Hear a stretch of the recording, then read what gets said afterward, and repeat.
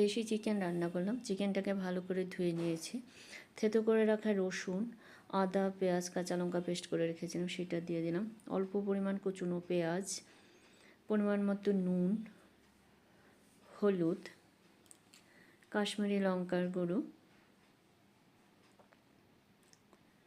বড় 2 টেবিল চামচ টক দই, পরিমাণ মতো সরষের তেল দিয়ে ভালো করে মেখে নিয়েছি।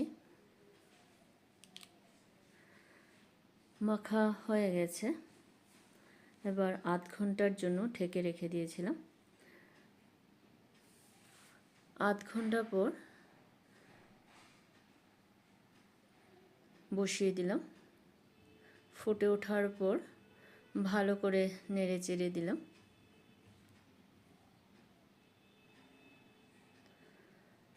আবারও একটু ঢেকে দিলাম 10-15 মিনিটের জন্য। এবার ভালো করে কষানো হয়ে গেছে। আবারও একটু নেড়ে চেড়ে দিলাম।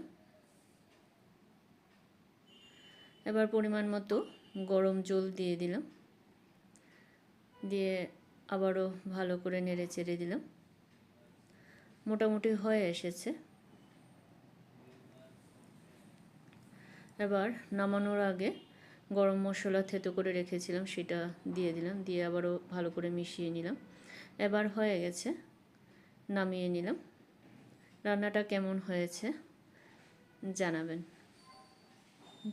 ধন্যবাদ।